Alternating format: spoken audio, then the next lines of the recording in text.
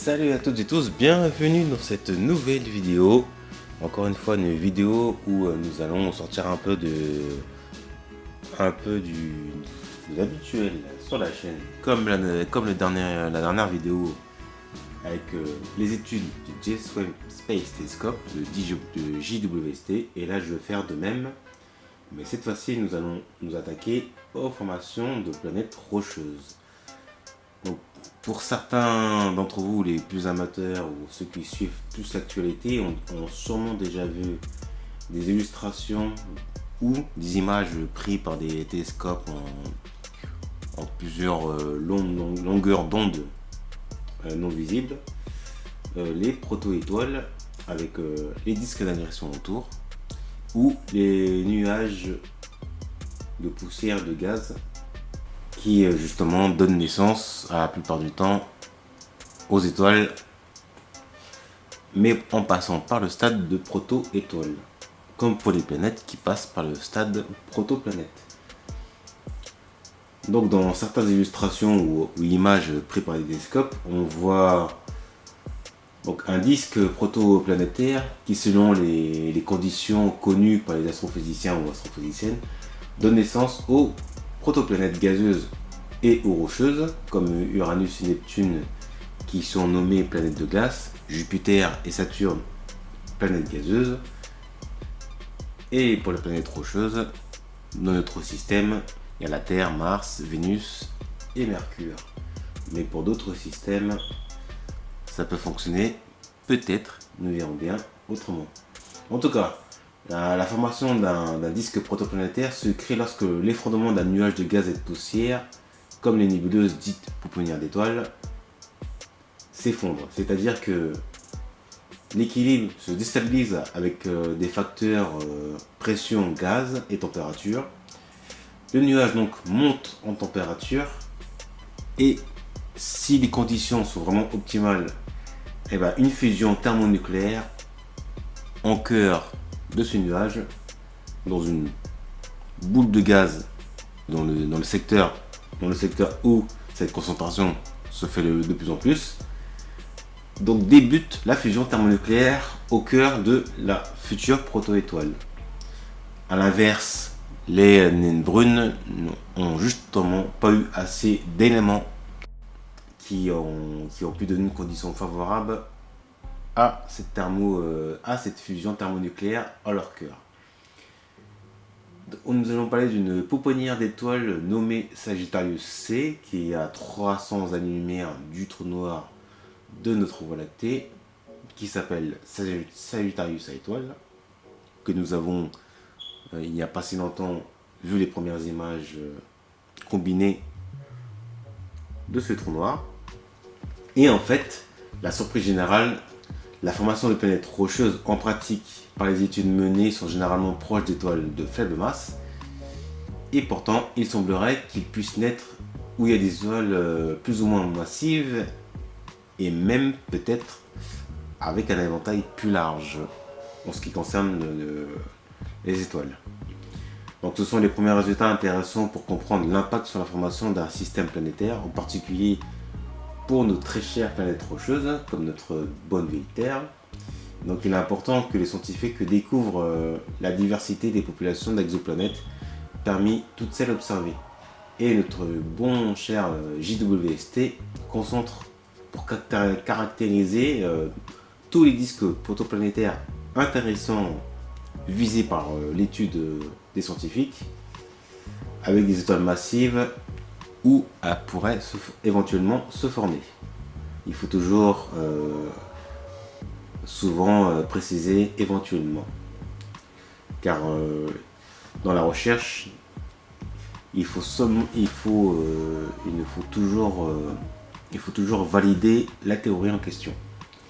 Et justement, le JWST a pu donner aux astrophysiciens et astrophysiciennes une comparaison avec l'effet des rayonnements UV sur les régions internes des disques protoplanétaires. Ainsi, nos connaissances avec des nouveaux outils mis à disposition par une grande collaboration des agences spatiales nous permettront de suivre et de comparer l'évolution des protoplanètes à travers l'univers. Et les astronomes n'ont que bien sûr le télescope James Webb pour étudier avec l'outil souhaité les étoiles massives grâce à une résolution spatiale et une sensibilité qui lui est propre. Bon. En même temps, il a été créé comme la plupart des instruments et des engins spatiaux dans un but spécifique. Donc, après tout ça, toutes ces années d'attente, forcément, il est l'espoir quasi, en tout cas à l'instant T, quasi ultime de ce qu'ils veulent pouvoir démontrer ou valider. Donc les astronomes souhaitent caractériser les conditions physiques, la composition chimique de l'environnement des disques dans les nébuleuses. Par exemple la nébuleuse d'Oumuamua à l'aide du spectromètre à résolution moyenne. Donc ça fait partie de l'instrument intermédiaire MIRI. Et du coup les résultats donnent des caractéristiques sur les disques protoplanétaires appelés XUE1. Et donc XUE fait partie avec les agences spatiales d'un projet commun.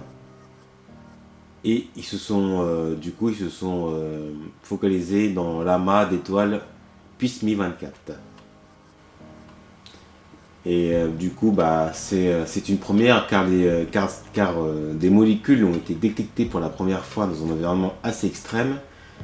D'autres parlent des éléments comme de petites graines de silicate partiellement cristallins qui font partie de la brique basique des planètes rocheuses et qui sont identifiées à la surface de ce disque.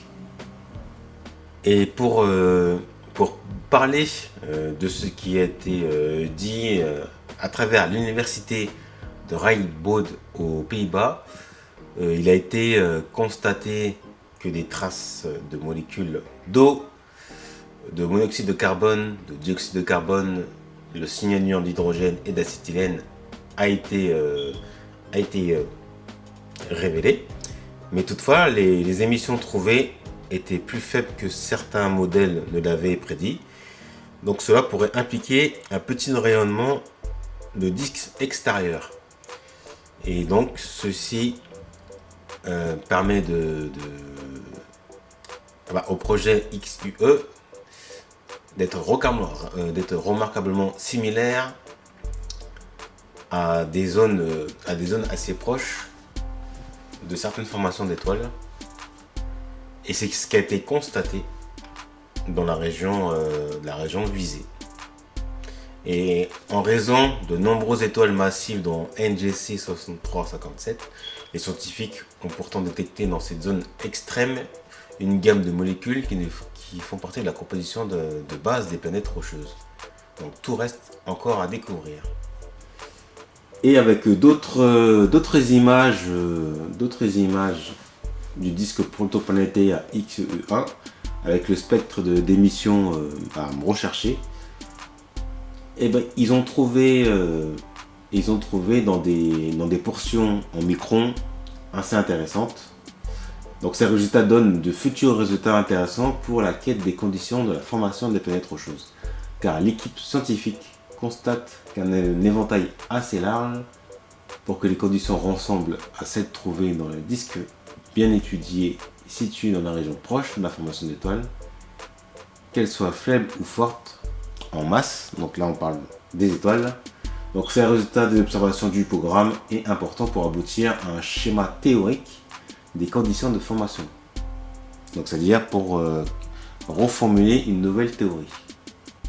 Et pour revenir à ce programme, il cible un total de 15 disques dans 3 zones de la nébuleuse de Lobster, également connue sous le nom de NGC 6357. Une grosse nébuleuse d'émission à environ 5000 années-lumière de la Terre dans la constellation du Scorpion. Et la nébuleuse de Lobster est l'une des régions de formation d'étoiles les plus jeunes et les plus proches qui abrite certaines des étoiles les plus massives de notre galaxies Voie lactée. Et les étoiles massives sont plus chaudes et émettent donc plus de rayonnement ultraviolet. Donc ce qui, grâce aux instruments de James Webb, va permettre d'en apprendre un peu plus et de promettre des très longues recherches et études à ce sujet. Et sur ce, n'oubliez pas d'observer le céleste. Ciao.